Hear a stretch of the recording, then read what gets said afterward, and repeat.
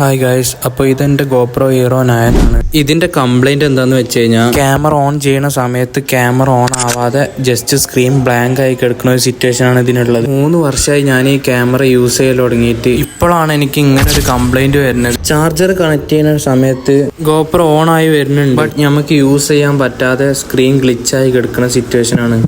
ഇത് കണ്ട് നിങ്ങൾ ടെൻഷൻ അടിക്കേണ്ട കാര്യമൊന്നുമില്ല. ഇതൊരിക്കലും നിങ്ങളുടെ GoProയുടെ ഡിസ്പ്ലേ പോയതല്ല. ഇത് നിങ്ങളുടെ GoProയുടെ ബാറ്ററി കംപ്ലൈന്റ് ആകുമ്പോഴാണ് ഇതേപോലത്തെ ഓരോ പ്രശ്നങ്ങൾ കണ്ടുവരാറ്. ഇത് നിങ്ങളുടെ GoProയുടെ ബാറ്ററി റീപ്ലേസ് ചെയ്താൽ മാത്രം മതി. ബാറ്ററി ഓൺലൈനിലൊക്കെ അവൈലബിൾ ആണ്. ഓൾമോസ്റ്റ് 2000 രൂപ അടുത്ത് ബാറ്ററിക്ക് റേറ്റ് വരുന്നുണ്ട് ഗൈസ്. അങ്ങനെ പുതിയ ബാറ്ററി ഇട്ടപ്പോൾ സാധനം 100% വർക്കിംഗ് ആണ്. ബാറ്ററി ചേഞ്ച് ചെയ്തപ്പോൾ GoPro ഓക്കെ. ഇപ്പോൾ നിലവിൽ യാതൊരുവിധ കംപ്ലൈൻറ്റോ കാര്യങ്ങളോ ഇല്ല.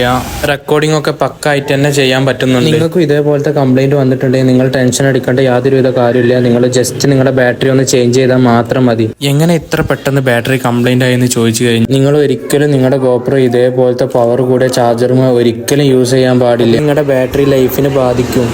അപ്പോൾ ഇത്രയൊക്കെയുള്ള വീഡിയോ അറിയാത്ത ഫ്രണ്ട്സ് ഉണ്ടെങ്കിൽ അവർക്ക് അയച്ചു കൊടുക്കുക. അപ്പോൾ ഓക്കെ, ബൈ.